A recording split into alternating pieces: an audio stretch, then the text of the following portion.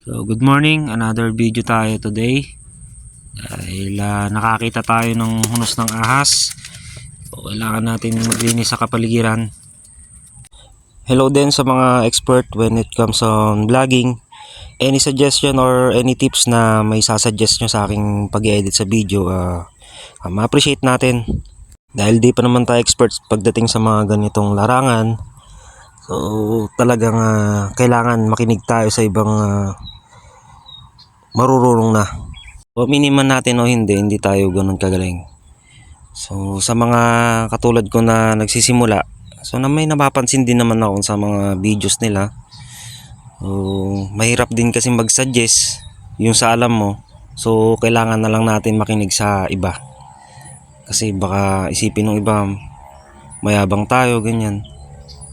So yan nga, back to tayo sa ating topic ng ating video. Yan. So akala ko hindi ko siya mayayari ng target time natin. So ang ginawa ko talaga tuloy-tuloy lang kahit na nakikita ko na sobrang daming nung nahahalukay kong tambak. So halo-halo kasi meron diyang mga kahoy, may basag na bote, mga bote, plato, baso, napakaraming kalat. So focus lang tayo sa goal. So dire-diretso lang. So kakayanin. Parang sa buhay lang din pala na pag may goal ka, tuloy-tuloy mo lang. Kung pinapansin yung tao sa paligid mo, yung mga magpapahina ng loob mo, huwag mo silang papansinin kasi wala naman silang ambag sa buhay mo pagka naghihirap ka, guys. Papahugot na naman tayo tuloy. Bahala na nga sila. So ayan yung mga kalat na nahalukay natin. So makikita nyo yan. Yan mamaya, yan mga kahoy na yan, sisipakin ko yan para gawing panggatong. So ito naman, ililipat ko lang yung mga yan.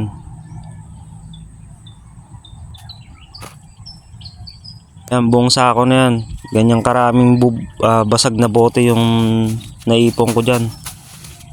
So nasugat-sugatan din yung kamay natin.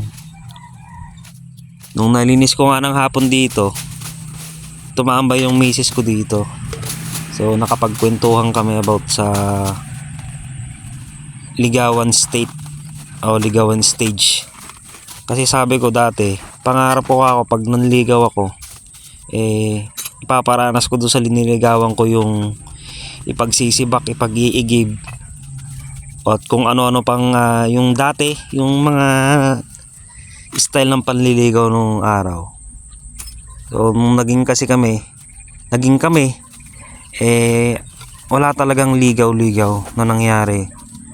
Kung gusto niya ako, gusto ko siya, so naging kami agad-agad. So sabi ko sa kanya, ngayon pa lang pala mangyayari yung ligawan stage sa atin, sabi kong ganun.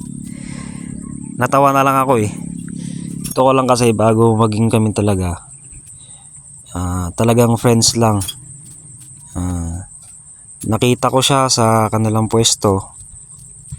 So nagkaroon ng chance na tumambay, kumain na dun sa kanilang karinderya. Sabi ko pagka nakakuha ko to, pang 75 ka sa list ko.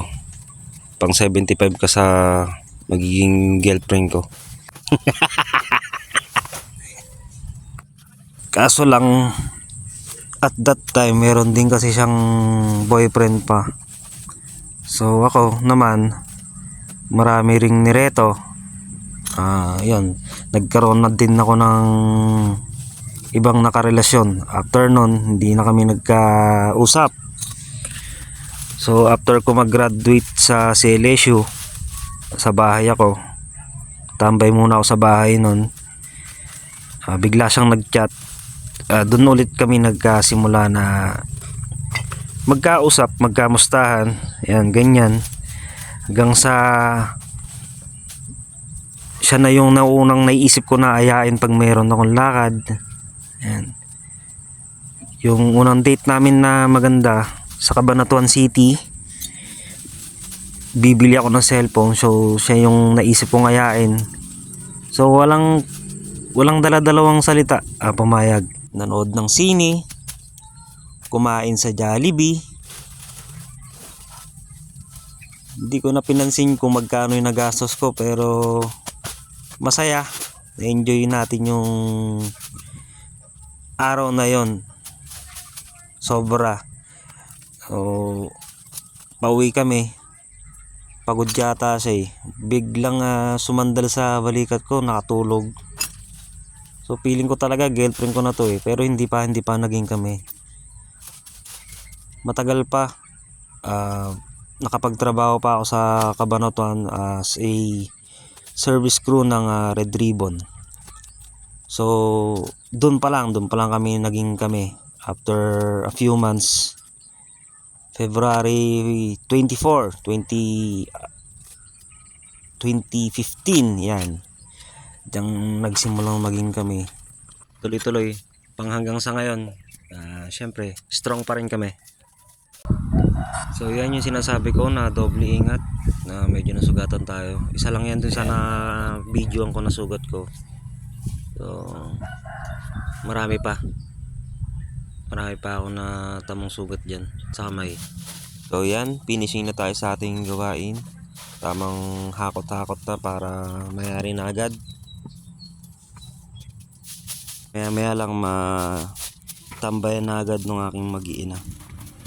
So shoutout nga pala kay Butchoy, pangmalakasan ng Bukang Liwayway, nagpapa-shoutout.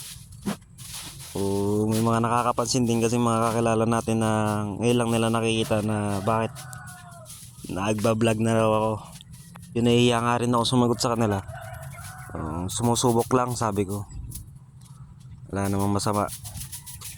Kaya Ate Grace nga rin pala, bali mari ko na isang nag-inspired sa akin na pagpatuloy ko lang daw at malay natin daw na magkaroon tayo ng future dyan. So thank you, especially sa mga co-followers ko na patuloy ring sumusuporta. Nagsasabi na ipagpatuloy ko. So salamat din. So go lang, tuloy-tuloy natin to. Yan anak ko, pang commercial sa ginagawa ko. Naiinip na dun sa lobby. So di ko nga po pala ginawa itong video na to para ipakita na masipag tayo. So sa mga nakakilala sa akin dito sa Muñoz, so kilala nyo naman ako kung ano ako dito. Kung nagsisipag-sipagan lang ba tayo o talagang yun tayo yung normal. Alam niyo yan guys, alam nila yan. Kaya yan, tuloy-tuloy lang. Kaya rin na tayo dyan. Finishing product na. So makita natin yung outcome ng ating ginawa ng 2 oras mahigit. So sa mga nakapanood, thank you again. So hanggang dyan na lamang po tayo. So clean, so good. So sarap tambayan. So see you again in my next video. Thank you again. Ayan.